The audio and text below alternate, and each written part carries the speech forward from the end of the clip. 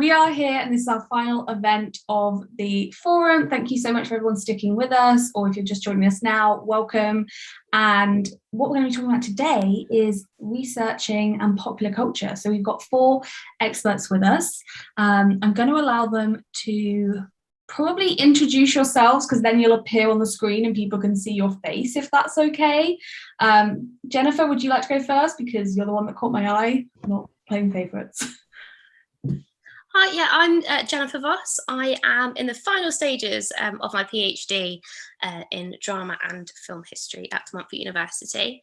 So my PhD looks at women's experiences in the transition from silent to sound. So I use archives, sort of film records, and then also actresses' personal collections, or collections where maybe correspondence from specific actresses sort of crop up within them, and use that to try and sort of reframe the way that certain actresses have been written about during sort of the period from silent to sound, focusing on actor training, so trying to give a bit more space to specific screen acting practices and actor training that hasn't been looked at before in discussions in terms of film acting, because at that point there was no sort of formally recognised film actor training. So thinking about the more informal routes that actresses learnt, but then also with that the exploitation that comes along with that.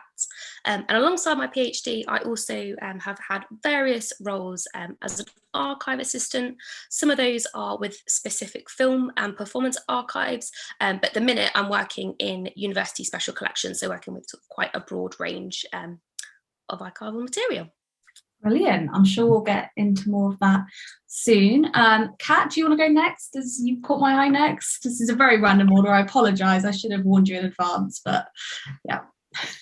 Yeah, I'm a PhD student at the University of Warwick, and I'm looking at cities of culture and television with a focus on archive television, because Coventry is UK City of Culture currently until May next year, and the University of Warwick's in Coventry, for those of you who don't know that.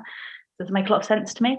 But yeah, so I'm co-supervised by the Media Archive for Central England, MACE, which is based in Lincoln. So I do quite a lot of work with archives, including outreach, and screenings in the city, but also I'm kind of trying to expand what I think of as the archive. So I use a lot of online archives like Box of Broadcasts, which is a searchable television archive.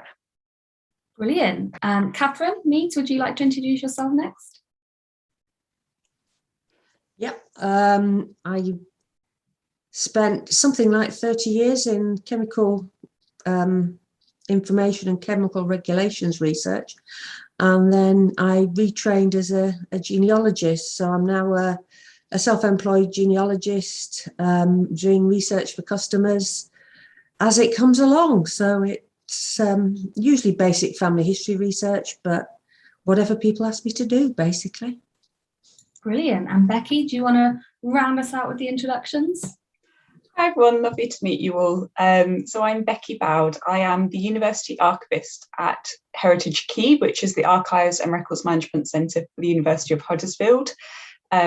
Just to give you a very brief idea of some of the collections that we hold, we have sport archives, we've got theatre and performance archives, we hold the archive of Sir Patrick Stewart, we've also got lots of music archives, literature archives, and of course the University of Huddersfield's own archive. But in addition to being an archivist, I do have a PhD, and so I was a researcher and I used archives a lot in my my PhD research, which was based in Leeds, actually, a lot of the research, but I ended up using archives obviously in London, but also in America as well for my research for my PhD, which was on 18th century library formation. And so I think hopefully for this roundtable conversation, I'll bring the good perspective of not only a qualified archivist perspective to any questions, but also that of a researcher as well. That's me. So I suppose to get the discussion started, and obviously people like watching, feel free to put questions in and I'll pose them to our 4 experts, I'm calling them. It's like, what do archives mean to you? And I suppose especially archives in the context of popular culture. Anyone can start. I'm going to pick a name at random if no one starts speaking.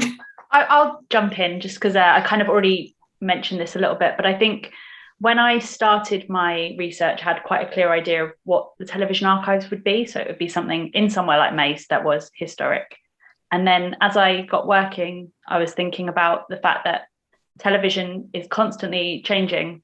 So something broadcast yesterday is already part of the television archive. So my work, I've spent quite a lot of time trying to define what I mean by archives when I talk about that, but also to be quite broad in my understanding. So like what do people mean when I talk about the television archive? Like they wouldn't expect me to show them Midlands Today from last week, but they might be happy accepting Midlands Today from 20 years ago as television archive. So I think a lot of what I think about in terms of the archive is not being too prescriptive and not thinking of the archive as like a place or a single repository, but kind of thinking about all television as archive television from the moment it's been broadcast. Yeah, I really like that idea that almost kind of as soon as something has been created, it could be treated as archival. So to me, I guess archives, a good way of perhaps distinguishing an archive is by perhaps what it's not. So we tend to think of archives, libraries, museums, galleries, and kind of the glam sector. And archives traditionally have tended to deal with paper-based records, although of course now they very much consider digital records as well. But an archive is, when we think of libraries, we think of books. Now you do find books a lot in archives, but it's not traditionally what we collect. Likewise, in museums and galleries, you expect to find paintings, objects, and again, that isn't something you would traditionally find in an archive, although it's a lot more fluid today. So for me, I guess an archive is really kind of a record. It's something that's been created. It's forever. The idea of an archive is that we will permanently preserve that record for the future, and also it's to make it available to everyone. That's what an archive is to me. And I guess in terms of what an archive is, in terms of thinking about popular culture, well, I think about the collections that we've got at Huddersfield, and we've got sport collections, we've got England netball, we've got rugby league collections. Now I can't think of anything that perhaps fits the idea of popular culture more than kind of those sorts of sporting collections. And like I already mentioned, we've got Sir Patrick Stewart's collection as well. And think of him appearing in Star Trek, which again is incredibly popular. Then it's sort of those collections, but in there we've got a lot of we've got the records that have been created by the organisations, or in terms of England netball and rugby league. But then we've also got kind of the private diaries and correspondence of Sir Patrick Stewart, and we've got I'm just trying to think what we've got. We've got kind of notes from when he used to go and see plays, and we've got his own critiques of his early performances and things like that, which again are just fantastic resources. But I guess what I'm trying to say is an archive, it can be anything from the moment that it's created. So that's my opinion on what an archive is. Yeah, I think so. Yeah, going off that, because part of what I do is looking at scrapbooks. So I've looked at scrapbooks as a form of personal archiving. So looking at certain film stars, for example, made scrapbooks of their own careers. So thinking about those items, those scrapbooks, sort of obviously housed within an archive, but them as being personal archives that the actor has created. I suppose distinguishing what an archive is in terms of what sort of factually is a sort of a collection of records, and the importance of the relationship between the items in the archive, not just taking an item on its own, but the fact that an archive allows you to see where it fits within sort of the wider collection and how we draw meaning from that. So I think that archives, if you go to an archive, you can sort of find mini archives within an archive, but then the relationship between that personal archive within the wider archive can tell us of all different sort of personal histories, I think. So I'm fascinated by the smaller personal archives of people within larger archives, and then what that can tell us. But again, echoing that it's not just paper records, that we have some really fascinating objects within sort of all the archives that I've been on, from sort of so from sort of director Peter Whitehead's sort of really big editing machine, we've got that in our archive, to sort of really tiny like Olympic pins, ceremonial swords. Yeah, again, lots of sporting memorabilia and badges. We've got the coats from the Commonwealth Games and things like that, all things that you maybe wouldn't think are in an archive. Yeah, just fascinating sort of personal objects, definitely not just paper records. Yeah. I think I'm probably the most traditional in terms of my view of archives, but that's maybe as well because of what I do, in that what I'm looking when I'm researching. To me, an archive is somewhere to connect with people from the past and to be able to understand the stories of ordinary people, and to touch documents that might be 200 or 300 years old, and maybe nobody's looked at them in all that time. So just to see what somebody wrote 300 years ago, it might be something quite trivial, but that's their personal story. And I'm not really interested in the great and the good, but just the real ordinary people and their everyday lives, and the records, the information that they left in those records. That's what really fascinates me. Oh, and I love the old maps. The really big, fancy old maps are absolutely fabulous. And you get a lot of those in the archives. I could spend all day staring at those. Wonderful. Okay, so I suppose that immediately makes me think about, what advice would you give to someone who is maybe starting to research and wanted to use archives to kind of help their project? And I think certainly for me, popular culture, because I do such contemporary stuff, I find it hard to use the archives because a lot of what I study isn't in the archives. But obviously I know that you can have super modern archives, like Kat said, with like the TV, where it's pretty much instantaneous. And then also you can study popular culture of 300 years ago. So what advice would you guys give to budding researchers? I would say, just jumping in, that one of the sort of most useful things that I did, so at the very start of my PhD, I attended a series of events put on by the British Library and the National Archives. They do sort of introduction to archive training, sort of free events normally for PhD researchers to sort of join up and just sort of get to grips with what an archive is. And they explain things like the archives aren't put together for researchers, they're put together for the purpose of sort of the institution. So there's very specific ways of looking for items within archives that if you've never visited an archive before, you might not think about. So getting advice, if you're completely new, have a look what training things are available. And as well, the different sort of rules that you might get within archives. Again, if you're completely new to them, you might not know what they are. So the sort of no pens, you normally have to have a clear pencil case. So make sure you've got a pencil and a rubber. Some places let you take photos, some don't. Some you have to take money with you, because if you want photocopies, you've got to pay for it. So having a look on websites and to sort of have a look what the specific way certain archives run and what you need from them, and always messaging the archivist, because normally they are more than happy to help. They go into it because they love it and they like to talk to researchers about their projects. You definitely do. I would say that, yeah. Just go and talk. The people there will. I remember the first time I was really nervous, but you just go and talk. Sign in, and just they show you the ropes. You explain what you're after, and they will show you either whether it's the microfilm readers or how to sign out records, and they'll lead you through the process. So it is, once you get in there, it becomes addictive. But as I say, and often the other thing is, in terms of the catalogues, there are often things in the archives that aren't in the catalogue. So you need to talk to the archivist to understand what other information they may have to help your project that you won't find in the catalogue. So talk to the archivist. They know best what's in their collections. And I suspect even they don't know everything that's in there. Some of my colleagues may comment on that one. Yeah, but no, we don't. No, there's always something new to be found every day in an archive. And so the point Catherine just made then is, yeah, not everything is catalogued. I don't know a single archive that doesn't have a cataloguing backlog.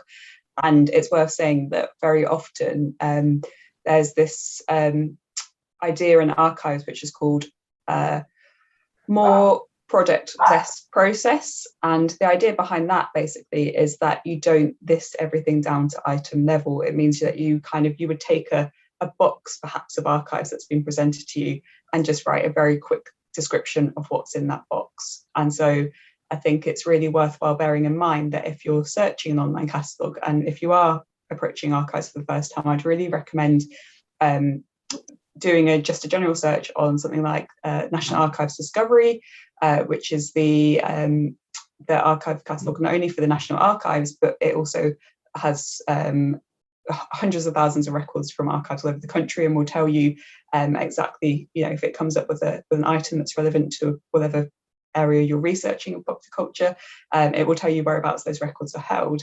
But just be aware that it'll only kind of be a very quick description, basically, that the archivist or whoever has catalogued the collection has given you. So it might be the case that you do need to contact the archive as well and just say, I've discovered this in your collection. Do you have anything else that's related to it? And they'll be more than happy to give you some advice and some pointers.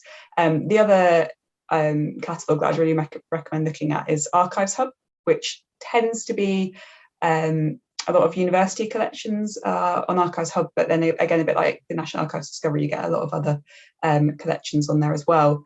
And I was going to say, unfortunately, it's kind of every archive catalogue is a little bit different. Everyone lists things differently. You could present the same collection to 10 archivists and you'd come up with a different catalogue every single time, a different description. So it's just worth bearing that in mind. So we do often include things like subject terms, so you can search by that. So what else would advice would I give to a budding researcher? I think, just contact the archive in advance. So many archives don't retrieve material on the day. You do have to contact them in advance to arrange for them to collect, to kind of get the archives out for you.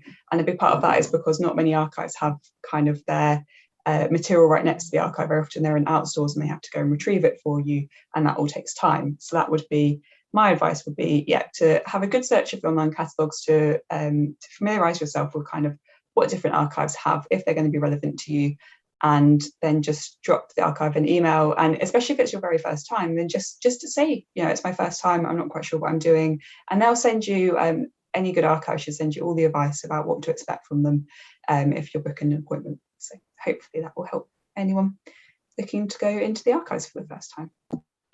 Yeah, I would kind of agree with what everyone said about really trust the archivist. They are the expert. They do know what is in their collection better than anyone else. But also, I found it really useful to chat to them about why their collection exists, how it was founded, how that has influenced what's in there. Because I think if you're going to want to be doing that in-depth research, you want to know what's in the archive and why, and also what might be missing, what groups might not be represented. And I think with something like Mace, knowing how their collection was formed from the ITV archive, as it was ATV then, was really helpful for me in understanding the types of material that they have. And also my advice, building on what I said before, is to kind of think slightly broader. So if you are working on popular culture, think about different types of archives, like photography archives, film archives. So like Coventry Digital at the moment is a project to collect people's photographs, and they're being digitally scanned and kept. So while that's not a kind of traditional sense in the archive, in that the originals will stay with the owners, it's kind of trying to present a visual representation of Coventry's more recent history and the history that matters to the people in Coventry. So that's kind of something to think about that isn't a traditional archive, but that's a really good resource. And also just to chat to people, because the people putting that together will know other people doing similar things. So I think it's always good to just have a chat, explain why you're interested, and people in this sector tend to know other people who might be able to give you good advice. Brilliant. So we've actually had a question come in. I've got to scroll back. So my apologies if you can hear the barking in the background. I have a young dog and he's not cooperating. He's not barking at me, he's just barking at something random. Okay, so Jay has asked, what advice would you give to people who are trying to get a career as an archivist? And just for people who join us a little later, feel free to put questions in the chat and I'll post them to our panel. So, yeah. Do you want me to take that one? As yeah, go for it. Archivist, would that be useful? Sorry, just remind me what the question was. What advice would you give to people who are trying to get a career as an archivist? Best advice I can give you is probably to try and get some experience of working or volunteering in archives to get a sense of actually whether it's something that you would enjoy or not. So something I hadn't realised as a researcher using archives before I then realised that it might be something I'd be interested in doing. So during the PhD, I decided I didn't really want to go into academia. I thought, oh, maybe I've spent so much time in archives. I found it really fascinating. I love researching kind of social history. That's the people, finding out about the people was what I love the most. And so I thought, oh, well, you know, archives seems to answer all that for me. But I hadn't appreciated, to be honest, quite how tedious working in archives can be sometimes. And I hate to say that, but a lot of the work you do in archives, particularly if you're cataloguing collections, it can be quite repetitive. It can be quite dull. It is a lot of it is just completing Excel spreadsheets with set information, such as what is the giving a title to an item, giving the date, giving a quick description, and just doing that over and over and over again. And that isn't for everybody. And the other side of it is customer service is a massive part of working in archives. It's really not the case that as an archivist or even like an archive assistant that you kind of get to hide behind the scenes anymore. You're expected to be out there, you're expected to be kind of working with the public a lot, you're expected to be promoting your archive, attending events like this. It's a big part of what you do as an archivist. So my advice would be to try and get some experience, to see actually if it's something that you would like to do. And there are a lot of volunteering opportunities out there. You could either kind of contact your local archive and see if they've got any going. There's been quite a lot of online volunteering opportunities throughout the pandemic. A lot of those are kind of transcription-based work. And personally, I couldn't do cataloguing all day, every day. It would drive me insane. It would just be my absolute nightmare of a job, because I find, like I said, I do find it very tedious and repetitive. I like doing it for a very short period, but then I like the variety that I get. And to be fair, you can have a very specific cataloguing job as an archivist, or you can have a job like I do, which involves all sorts, working with the public, kind of creating policy, doing a bit of cataloguing. And so really, I mean, you do get a lot of variety as well. The other thing I'd say would be check out the Archives and Records Association website. So that is the organisational body for archives, and they have a lot of information on there about the qualifications that you need to become an archivist. So it's worth saying that to become a qualified archivist, you have to have a qualification. To become an archivist, you have to have a qualification. So there are a couple of routes. You can either do a master's, or you can do what I did, which is a postgraduate diploma, which is effectively the master's but without the dissertation. But to become an archivist, you do have to do that. So be aware that it is not only a time commitment to study for a course, but it's also a cost commitment as well. And as just to be very honest with you, it's a very competitive marketplace for jobs in archives. And although a lot of jobs come up there, a lot of people are qualified as archivists. And so it is very competitive. Not to put anyone off, because it's a fantastic career, but yeah, get some experience, see if it's what you like. And if it is what you like, look at some of the courses that are out there. So you could do kind of a long distance qualification with either Aberystwyth or Dundee, and they've both got really great courses. There's a course at Glasgow, which I think is I think you do have to, that's kind of a full-time year course. Likewise, Liverpool and London both offer courses as well, as does Dublin. So those are kind of the key areas that you need to go to become, key institutions that you would be studying at to become an archivist. So like I said, get some experience and then decide if it's for you. And if you think it is, then you will need to take the qualification. But I'll pop a link to the Archives and Records Association kind of page, which is, if you want to become an archivist, here's what you need to do sort of thing in the chat, if that would be useful. But yeah, I would definitely recommend that if that's something you're interested in, then yeah, do get some experience, see if it's what you want to do a bit of volunteering, and just be aware as well though that a lot of the contracts that are out there are fixed term contracts. So I've only been in this role since March, and it is my first permanent role. You might have to move around a lot if you qualify as an archivist. It's a bit like academia, sadly, in that respect. Okay, brilliant answer. Yeah, definitely pop the link in the chat, 'cause I'm sure some of our people will find it useful. I suppose kind of to bring archives and popular culture together, would all of you mind going into a bit more detail about how you use archives in your research or your work and kind of how that intersects with popular culture? Kat, do you want to go first, as you're on the top of my screen? Sure. Yeah, so my research is actually really grounded in outreach, partly because it is linked to Coventry City of Culture Year, and that's happening right now. So that's a really good opportunity for me to speak to people in Coventry and find out their opinions about Coventry's past via the medium of archive television. But also working with MACE, because their remit is so much to take the archives back into the communities, but also to add to the archives, to try and kind of collect the screen heritage of the West Midlands. So it's really central to what I do, and that has taken the form of a few things. So we've managed to do a few screenings. I ran one in a community centre with television archives that were really super localised, so specifically to that area where the community centre was in Coventry, and people came along and had lunch and chatted about their experiences of the area, and that was really interesting because it gave a lot of time for discussion and for people to tell me what they thought was interesting about the archive, which, as I'd been working on planning that event for over a year because of COVID, I kind of had lost perspective about what might be interesting to people and why. So that was actually quite good, because I wasn't going in there thinking we're going to talk about strike action or we're going to talk about architecture. It kind of was quite an organic process. I've also been working with a documentary filmmaker who made a film for the start of the City of Culture called Coventry Cathedral Building for New Britain, and that's a very heavily archival documentary. So that was a really interesting process, not only to be part of that and to understand the costs and the limitations of using archives in that way, but also then to track that on social media and within Coventry to see how people responded to it.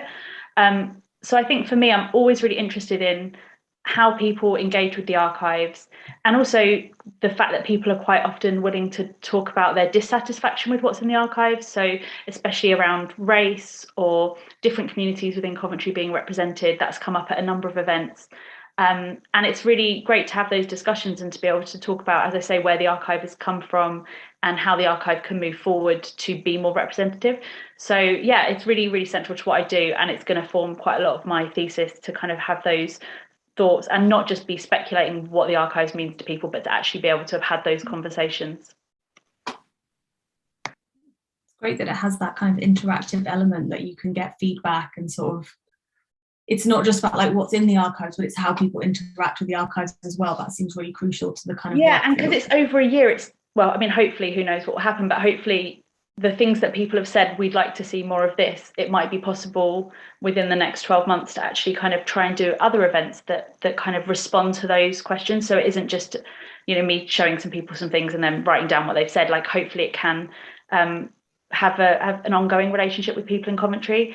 My supervisor's been working on a project called Ghost Town, which has been in Coventry, I think, for about 4 years now. And it's all about taking Coventry's television past back into Shopfront Theatre or various places in the city. And so recently I went to a screening called was about Rock Against Racism, linked to the two-tone exhibition at the Herbert Art Gallery in Coventry. And it was really interesting to see the history of the 70s and 80s and people who'd lived through that history really responding to that film. So yeah, there's lots of stuff going on in the city, and hopefully it'll be something that will continue to be something that people enjoy engaging with. Yeah, brilliant. Catherine, would you like to go next? Kind of tell us a bit more about your work. I imagine it varies a lot, because genealogy, you're kind of dependent on what your clients do ask for and things, but I was just interested to comment as somebody that lived through the history of the 1970s and 80s. I don't tend to think of that as history, really. That's memory to me. Sorry, I'm showing my age now. But to me, as I said before, the archives is about real people and their real lives. So is that popular culture? I guess it is, because it's what people do with their lives. And so it's about finding as much out as I can. Usually it's the basic stuff, parish registers, but also doing more interesting sort of things. I've been did some work in sort of land records of land transfer documents, records. One data set I do quite like, the local Durham archive have the records of the Concert Iron Company, which some of you, I don't think there's anybody old enough to remember that years ago, if you mentioned the word concert, people, the only thing they thought of was iron and steel, because it was a massive iron and steel manufacturing, and the whole town basically was built to service the iron and steel manufacturing that went on in the town. And the archives are fascinating. I mean, I was doing some research for a client looking at actually for the architect of the company, and so I was reading the board minutes. But what was scary was, as you were reading through, and it was so and so was killed today, and then you'd read on, and it was almost so matter of fact. And when the way we think of now, if there was an accident at work and somebody was killed, there'll be a massive health and safety inquiry. But then it was almost routine. I'm sure it wasn't that they didn't regret the loss of life, but it was just so matter of fact that was the way it was. So it's just kind of interesting just to see how different we look at life now. Different perspectives have changed, and you can see that from the way it's reflected in the archives and how the tone of how things change. Things that happened years ago wouldn't be acceptable now. Yeah, I mean, that to me seems to suggest there's been a massive cultural shift, at least within concert. I don't want to apply it to the whole world. I think it's probably it was certainly within Britain. I mean, I used to work at a chemical factory, and you know, the slightest trip and there was a major inquiry. So you know, the idea of so and so was killed, just meriting a line in the records is kind of alarming, really. But no, that's really interesting. I think it shows us how popular culture, yes, it's the media we consume and things like that, but it is also kind of the culture of the people who are living in that time and their kind of attitudes and approaches to things. So I think that's really interesting what you said about kind of the shift in how we perceive workplace death, which sounds like a very dark topic now I say it out loud. So I'm going to swiftly move on to death before we keep talking about death. Jennifer? So one of the more sort of recent archive jobs I've had, think back to what Becky said about everything being sort of fixed term. So before I came back to Special Collections in a month, I was working with the Indian Cinema Archive, and that's a smaller archive that has come from the Cinema Museum, and it's sort of the acquisition's been managed by an academic working at DMU who has been doing public engagement events and helped sort of develop Leicester's first Asian Film Festival. So we've now got the archives of the Indian Cinema Archive from the Cinema Museum, and the idea is that will start to sort of be catalogued. So I just had a role doing a very quick sort of box list, working out what was there roughly, just to give them an idea.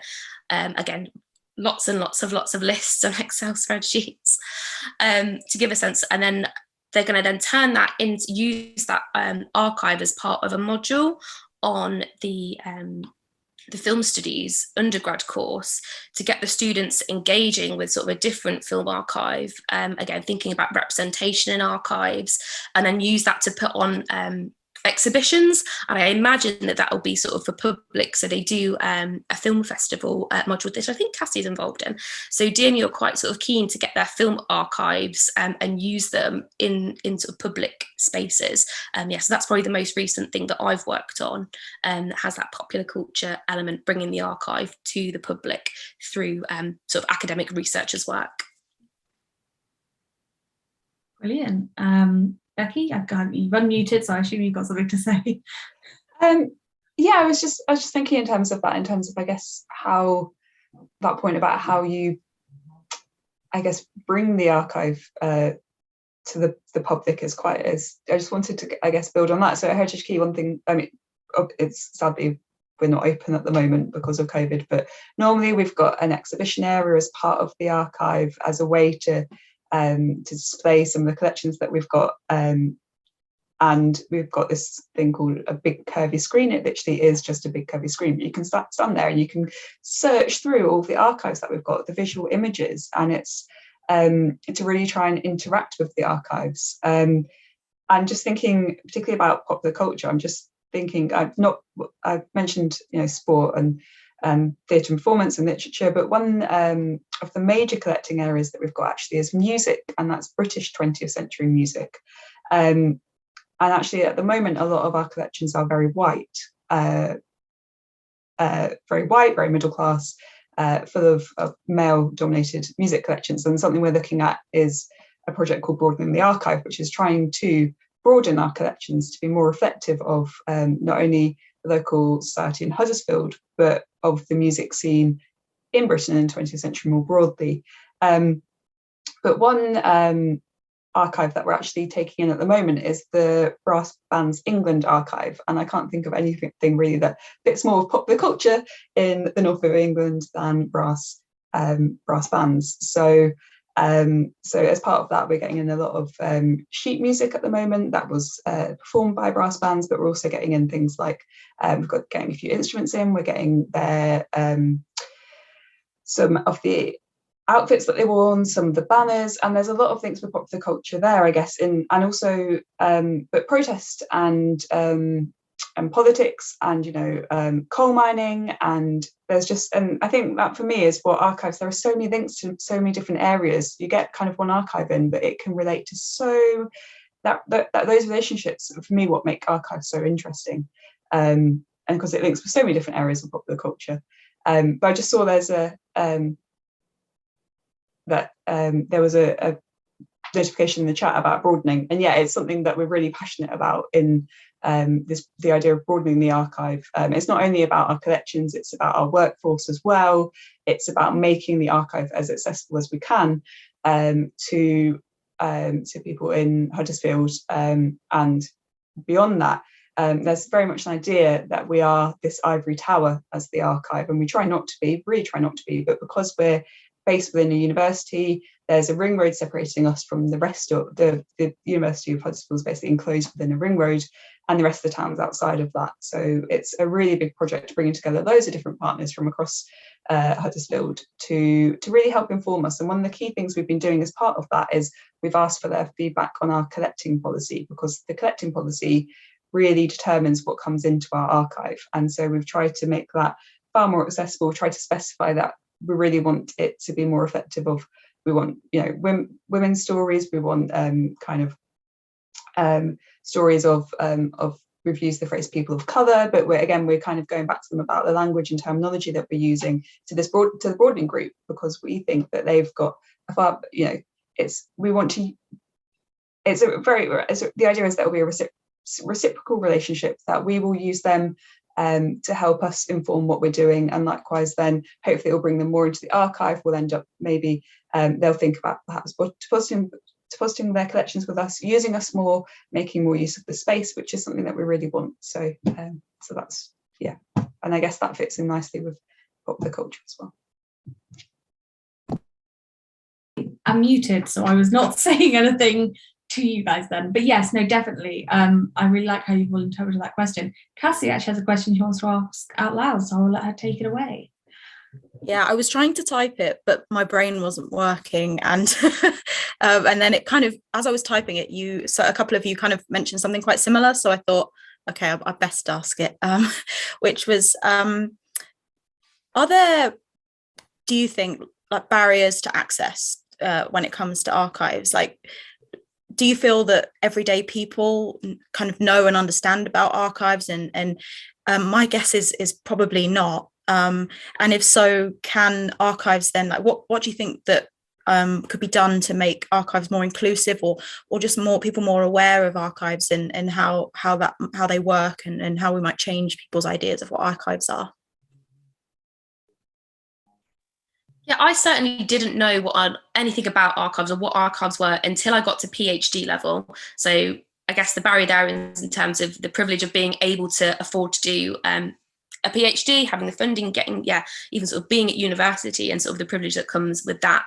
I would say was the main thing I had no idea until I got to PhD level. So I imagine, and when I tell sort of my friends and family who aren't from sort of a higher education sort of background, they don't really understand what I say. If I say, oh, I do archives, they have no idea. I'm like, oh, it's like a library of artifacts, kind of just really trying to like, explain it. So definitely in terms of just knowing what an archive was, for me, it wasn't until I'd got to that level of education that I even knew what an archive was.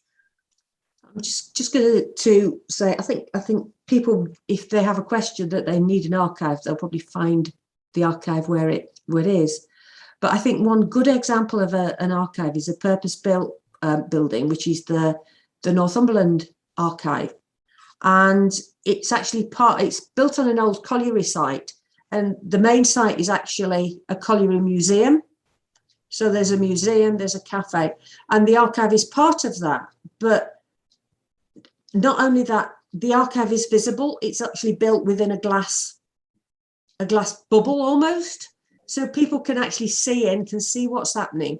So people are bringing their kids to play in the grounds, they're coming to the museum, they're going to the restaurant, but they can actually see the archive, they can see people in there.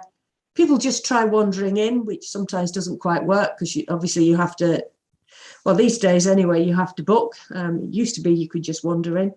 But it does make, I think it makes the whole idea of an archive so much more visible. And then on the outside, there's a display explaining some of the artifacts and things that are in the archive.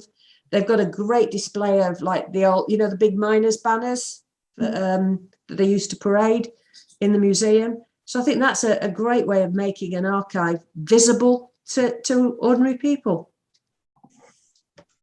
Yeah, I'll jump in there and say that I do think that there are a lot of barriers to access. A lot of people don't know about archives or what they are, if they do use them for any reason. Before I worked at the University of Huddersfield, I worked at the West Yorkshire History Centre, which is the Wakefield branch of the West Yorkshire Archive Service. And very often what the West Yorkshire History Centre holds, which is quite unique, is it holds the registry of deeds for the West Riding, which is any property sold basically, I think from the late 1700s had to be in Wakefield, had to be registered, or in the West Riding area had to be registered. So they've got you sell your house, you get deeds, but they've got this record, they've got copies of those deeds going back hundreds of years. But what would often happen is that people would only go there at the very, if they were perhaps in dispute with the neighbour over their land, or they're selling the house, and it's a place of last resort to go.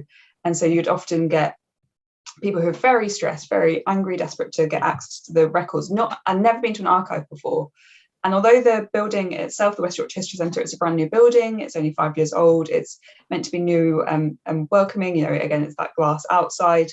Actually, it is still very imposing because there's a long way to go through before you even get, you go into the entrance area, there's an exhibition room, but there's no one really there to meet you. And then you finally go through into the search room. But again, all of that is just extra barriers to be able to get in to look at the archive. And then you had to order records, and people wouldn't know how to do that. So I think, to be honest, archives, because we have to preserve it forever, that's the idea behind an archive, that in itself can be a barrier to access, because then we have issues over, actually, is this item in a good enough state to be viewed? Can we get it out for now? We have to think about researchers coming in 200 years time.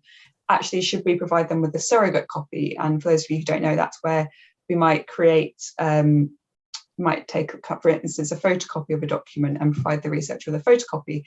But then again, that's a barrier to access in itself, because then they're not looking at the original document, which they might want to do. And I mean, a lot of archives that are trying to change that, like I said, at Heritage Key, we are open to everyone. We say that, but then we're really limited a lot to academics and university students, because, like I said, because of where we are, because of the ring road, because we're part of the institution that is the University of Huddersfield, we're not necessarily used by the local community, and they're not, or they're kind of, it's a big barrier getting across that ring road to even come into us. And I think that's one with a lot of archive services, or particularly institutional archive services, probably less so with local authority archives to some extent. But I do think that as much as I may have gripes about some programmes which represent archives, Who Do You Think You Are being one example, I do think they are helping with those barriers to access because they're making people more aware of archives. I don't know if anyone saw Fake or Fortune last night. I may have yelled at the TV when Fiona Bruce shut a book with a snake rating because it's not very good practice. But you know, that you do get all these programs now where archives are just featured kind of as part of it, which I think is a really great thing. It's making them, I think they're probably getting into popular consciousness far more as a result of, you know, you see something on the archive, you know, on a TV program and think, oh, maybe actually I'd be quite interested in going and have a look at that. But then I think that's where perhaps the barrier to access comes in, because those sorts of TV programs, Who Do You Think You Are? They, you know, they have a copy of an archive and take it out to a field. Now, obviously, you can't. That isn't the case. You can't do that, and you know. In an archive, you actually have to go into a physical building really to look at them, or perhaps an online exhibition. And so I think there are lots of things that are being done to try and decrease those barriers, but they still exist and probably will always exist to some extent just because of what archives are. Sorry, that was a very long-winded answer. I'm kind of just going to piggyback on something Catherine said. I'm sorry, Kate, if you had something to add, but I'm just curious. Catherine, you mentioned obviously kind of COVID in passing, so don't feel you have to answer this directly, but what effect has COVID had on archives and on your guys' research in particular? Because I imagine they've been closed or certainly limited access. Most of the archives in this area have been closed, and one at least is still closed with no sign of it reopening. But I mean, I think for the archives that are open, the big difference is we used to be able to go in and order some documents. They would typically come within half an hour. And then when you studied those documents, that may lead you on to the next documents that you wanted to look at. So you could then just go and order those documents and then bring them up. Now, you're limited to the amount of time you can have. We have to pre-order the documents. You have a maximum number, say 6 or 10, which means that then if you find another place you want to go and research another document, you've then got to go away. You can't book it till maybe next week or the week after. So it's just very frustrating. I mean, I understand why, but it is frustrating. Like Milo. I guess it's more equally frustrating for the archivists as well. But Kat, would you like to add anything? Because obviously you work more with digital archives, so have they been affected in the same way? Well, I actually wanted to go back to the question about barriers to access, because I think with television and film archives, there are different barriers to access. Obviously, some of the same ones, but there's lots of issues around copyright and companies owning access to their own film and TV archives, which, if you want to cover contentious subjects or, you know, to kind of address histories in certain ways, that might also be a different barrier to access. But for example, for Mace, if you wanted to screen a film or to use a bit of a film within something you were making, like a piece of art or a documentary, you have to pay for the rights, which is kind of quite a small amount of money, but it is an amount of money that has to be paid. So I think with film and television archives, there are different barriers to access. So mostly for COVID, like I've been working with Mace's collection, some of which is online. So there have been issues with Mace staff, if I want to see something that isn't digitized, that I'd have to wait till they're back on site and able to access the collections and digitize it. But I put the link in the chat. They have a really great searchable online archive. So they're digital versions of physical objects that they hold, films and Betamax, like different formats.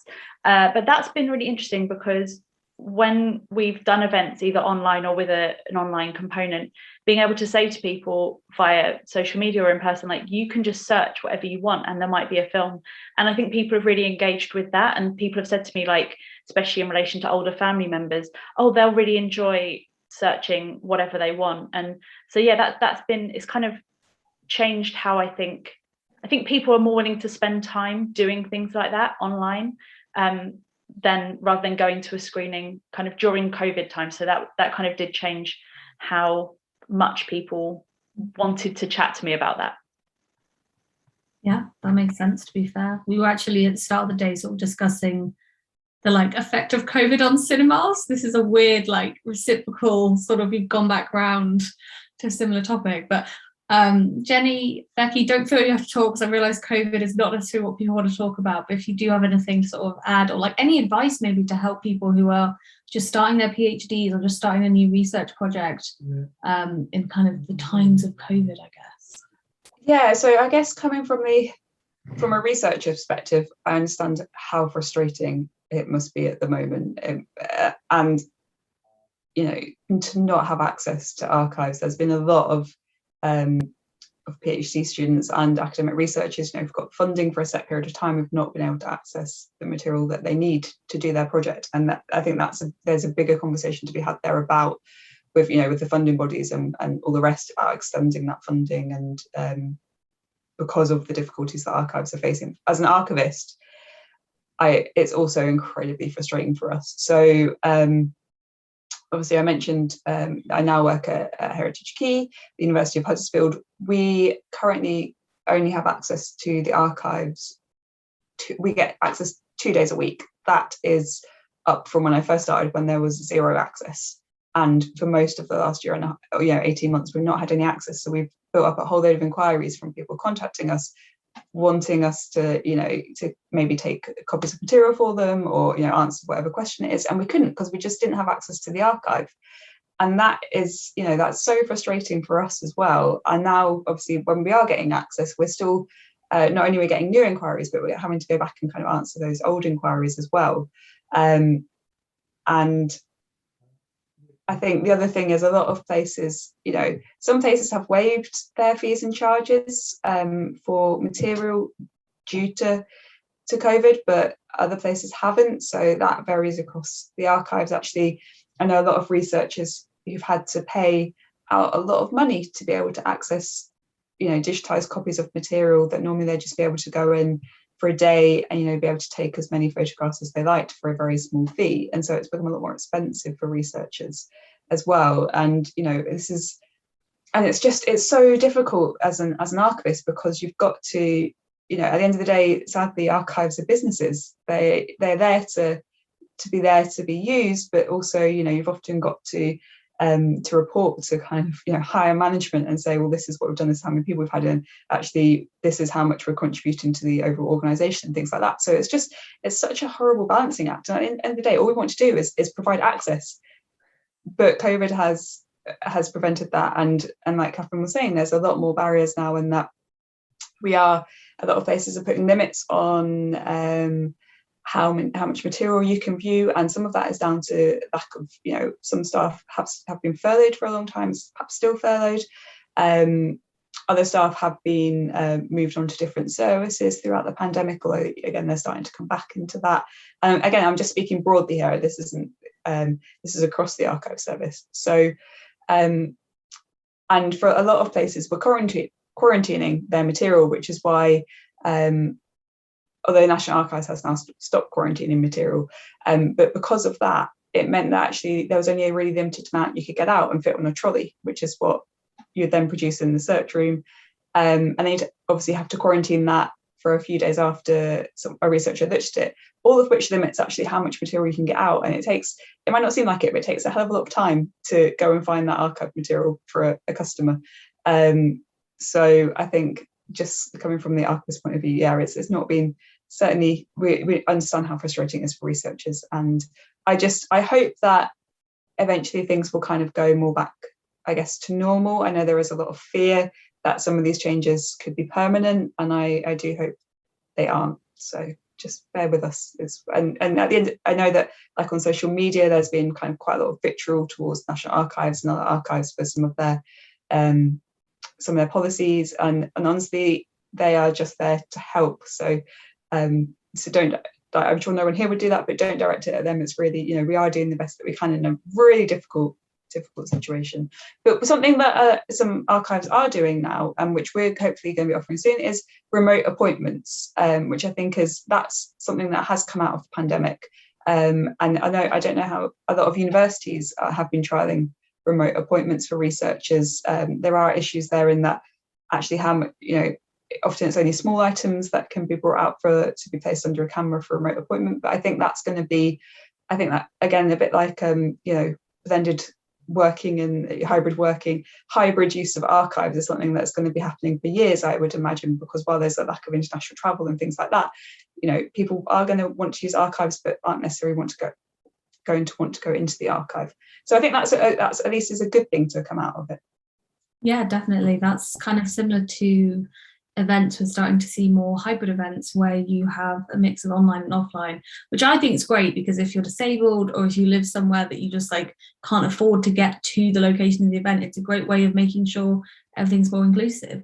But Jenny, I'm conscious that you've kind of been waiting there poised to speak, so take it away.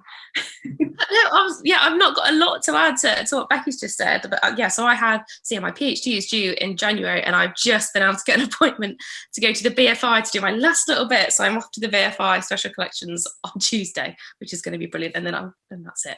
So that's been a long wait, but from a work perspective, we all sort of went home straight away. In March we were able to take, obviously, I took home some binders with volunteers' notes, so I could still do some cataloguing. But then I was cataloguing glass photo slides, and then some of the volunteers' notes weren't very clear, so I was having to catalogue images that I couldn't see, so having to do lots of Googling to try and work out if I could find an image of what the photo was supposed to be of, to try and then do the description. Overcoming sort of cataloguing from home was something that we all sort of in the archive we're trying to sort of tackle. But now we are fully open. We are open again at DMU for readers, but by appointment only. So we have our holdings and stores are they sort of in the reading room or next to the reading room and close by, so that we were open, sort of a bit more flexible. If someone came in, we could sort of manage around that, because it doesn't take that long to sort of retrieve that compared to places that have to sort of package it and get it in from other places. But now we are sort of appointment only 2 days a week, so that has changed. But we are back in the archive. I'm back in the archive, back to cataloguing, and then with the cinema archive, because that was just me on my own in the archive, I was allowed to come onto site throughout the whole of that. So that was still was a couple of months ago, but I had to do lots of forms to be allowed to come on site, to be able to do that. So we are trying to find ways of sort of getting around it, and as Becky said, I've seen lots of things on Twitter of people being quite stressed about their deadlines and stuff for archivists, and saying, can you just digitize it? But then mass digitization doesn't really work, because then you've got the cataloguers still need to catalogue it and put it sort of as attachments to to the databases. So just sort of I'm sure every archive would love to have someone full-time digitising and uploading things onto the catalogue, but again, it's a funding thing.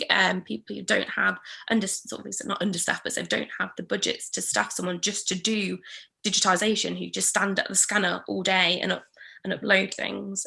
So I think as a researcher as well, it's been really hard to have to wait until now to be able to do my last bit so close to the deadline. But I think working in archives alongside that has given me an appreciation for just how impossible it is to do it.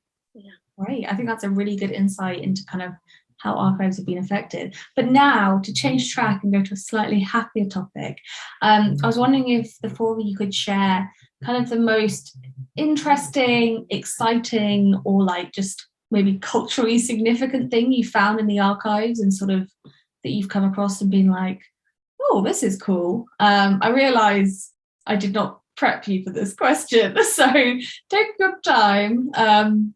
But if there's just anything that immediately stands out. I know, Jenny, you've talked before about, was it stained glass collections, I think you mentioned, or am I completely... the glass lantern slides. So it's a glass lantern slide collection that was with the V&A and has been transferred sort of over to DMU, and that was something that is requiring a huge overhaul in terms of recataloguing, because over the years it's been jumbled about. But there's just these absolutely gorgeous glass slides, and they'll have been used they were originally a lending library, so people could go to the V&A and sort of lecturers would borrow them for their lectures, if like lots of architecture and things like that, to do their sort of pre-PowerPoint lectures. So some of them are just absolutely gorgeous slides, and there's some people's like travelogue slides as well. So some of them are really like nice colour ones, some of them are sort of black and white, but yeah, just lots of different architecture. Some of them are sort of slides of etching, so like pre-Roman invasion type slides, and some of them are sort of more contemporary, like 1970s travel photographs. So a huge collection with rows and rows of wooden boxes of just gorgeous tiny lantern slides. So I like looking at those on like light boxes and stuff like that. Yeah. See, whenever anyone says lantern slides, I have the exact opposite, because I used to work in conservation in Birmingham Central Library, and we reboxed thousands. I like just the thought of it. The memory of lantern slides makes me feel stressed, but they are amazing, but stressful. There's nothing that particularly stands out to me, but there's been a few experiences of watching people watch archives that I found really like powerful. So a couple of weeks ago at the Rock Against Racism one, we had a couple of moments where we realized that there was some quite racist words within this film, which people watching it would obviously have the context, but there it was like floating out of the cathedral ruins into the public, and kind of without context. And that was really interesting, and especially because Coventry City had their first home game back in their stadium. And so as we were watching this documentary about kind of skinheads and people being beaten up in the kind of Rock Against Racism movement, we heard this football chanting going past the cathedral. And it was obviously nothing to do with racism. It was just some football fans being really happy that Coventry had won. But definitely there was kind of an atmosphere within the cathedral ruins, that the power of watching the archives in a space within the city, and then also experiencing something which in the context of the films we were watching would have been really threatening. So that for me was just a really interesting moment to feel like the communal power of engaging with the archives was really special. Yeah, definitely. I feel like also that like football and racism and homophobia has been in the media a lot recently, which kind of probably made it doubly charged, because it's that yeah, and like for me, I kind of knew that it was their first hope. Like I kind of knew that was like a moment that was completely detached, but at the same time it felt threatening, because what we were watching was so impactful, and especially with some of the people there who had written a book about living through the racism against the Asian community, specifically in Coventry in the 70s and 80s. So yeah, it kind of presented the archives in a very historic light, in a way that was completely unintended when the event was planned. So that was really interesting. Becky, Catherine, if you don't want to answer my question, you don't have to, but just if there is anything you want to mention. There's nothing really that stands out as a sort of mega eureka moment, or you do find things that, you know, you think, oh, that's interesting. But as I say, I think so for example, amazing what I found in this Concert Iron Company collection with like these title deeds back from the sort of 16th century, which put them together and allow me to trace a family history back to the time of Queen Elizabeth I, which is just amazing. I wish I could get my own family history back that far, but no, maybe one day I'm going to have that real eureka moment. We've actually had a question come in through our Twitter on our direct messages, and it's asking, how can media-based popular culture help to dispel the stereotype that archives are a dusty, claustrophobic line of work? They've referenced in particular like the Nicolas Cage films, and you know the Treasure Hunter, Treasure Map, Treasure something, and films like Night at the Museum. So I did a museum studies masters a long time ago, and we went to watch Indiana Jones and the Crystal Skull as a group, and we were all horrified at his handling of artifacts. And I think those kind of representations are just really fun. And like as an archive, I think that's where social media is a great resource, or as a kind of historic body to be able to like poke fun at that and draw attention to those really flippant ways of kind of portraying the archives, and especially, you know, like you say, people taking books into fields, or, you know, any of that kind of stuff. And I think, yeah, it's a kind of a fun way for archives to be able to say, okay, you've seen this, but what we actually do is this. So there's a meme, I think, about a cat. If you every time you say that an archive is dusty, like something happens to a kitten or something, that there should never be dust in an archive. Like, archives are very hard to ensure there are no dust in there. But yeah, I think in terms, we're quite keen to use Twitter. We do lots of sort of the Archive Association Twitter hashtags and making small videos, using social media all the time to put out so maybe sort of fun facts, little videos, little images to sort of bring people in, sort of not usually more unusual objects, to try and just enhance sort of social media engagement with archives, get people inquisitive again about the more unusual objects that we have. So that's how we tend to use social media to do that. I refute the fact that archives are not dusty. If you look at some of these documents from the 16th and 17th centuries, you come out absolutely black. So yeah, there is plenty of dust because nobody's actually opened them for the last 200 years. So that's definitely popular culture. Original 17th century dust. Yeah, I was going to say, it's you've got to be careful of things like red rot and coal. Yeah, the amount of kind of 16th century, 17th, 18th century documents that you've touched them and your hands are just utterly black. I think popular culture's got a lot to answer for in terms of the idea that everyone wears white gloves in archives. That's don't wear white gloves in archives. But no, I think again, like, you know, the point that Jennifer was making about social media, you know, I think a lot of archives engage in that. And I mean, to be honest, I think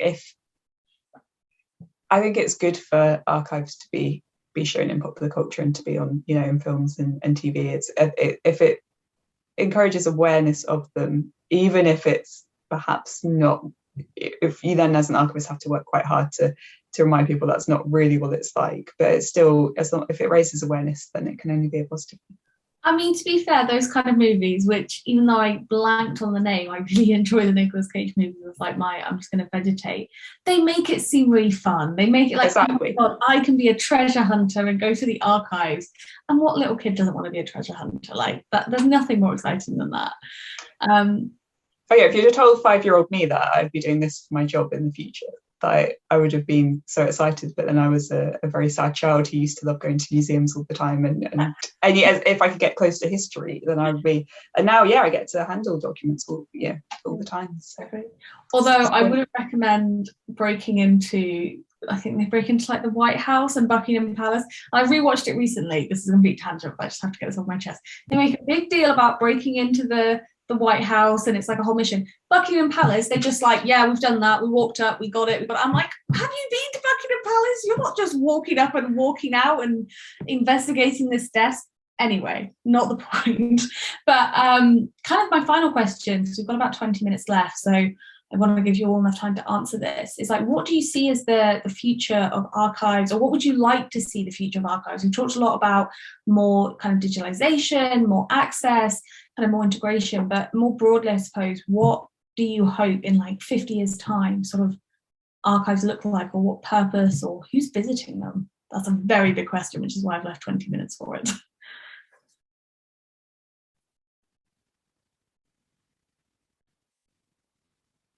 Jenny, I'm going to pick on you. Take it away. See, I've not heard about this idea of sort of the hybrid sort of remote appointments, but I think that's an interesting way to go. One of the things that I was going to say earlier in terms of the access, and again, this isn't something that archives can do, but something for PhD researchers who access archives, it sort of impacts, is the sort of the reimbursement culture of funding for archive trips for PhD students, whereby you have to normally pay for it yourself and then you get reimbursed by your funding body. So it presumes that researchers have the money up front to pay to travel around the country or internationally to access these archives. So anything that can make that easier. So from up, if funding bodies can can change the way that they fund archive sort of research trips generally, or if there's more ways that people can travel, or access international archives. Again, from someone who studies film, obviously a lot of the archives in sort of Hollywood, American archives, I was really fortunate that I was able to go to the Herrick and the Warner Brothers and things like that. But obviously not everyone is in a position where they can do that. So it's some way to access those, very popular within the subject of film history, for people all over the world, those sort of huge, really famous archives, an easier way, a more accessible way for PhD researchers to use them. I mean, I think the funding and the things around funding is just like a general gripe within academia, but I do agree. I can see how, especially if you need to access international archives and you might have to pay a lot for flights, you don't necessarily want to be paying out for it first and then getting the money back months down the line. Yeah. Whoever wants to go next, really. I mean, if someone wants to jump in.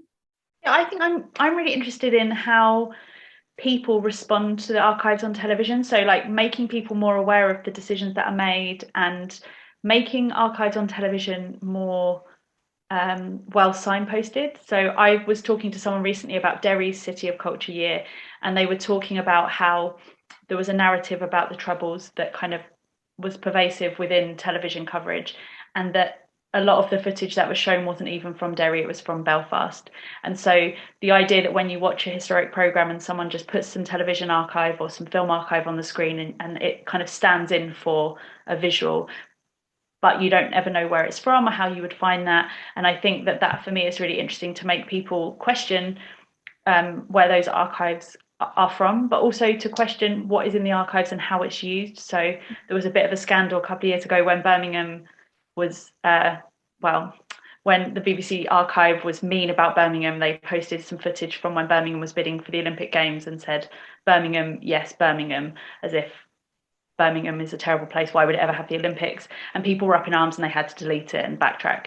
But I think that thing of like, using the archives for kind of comedy or for flippant remarks is great in some ways, but the idea of like, well, why is Birmingham less well regarded than the BBC archives than some other places?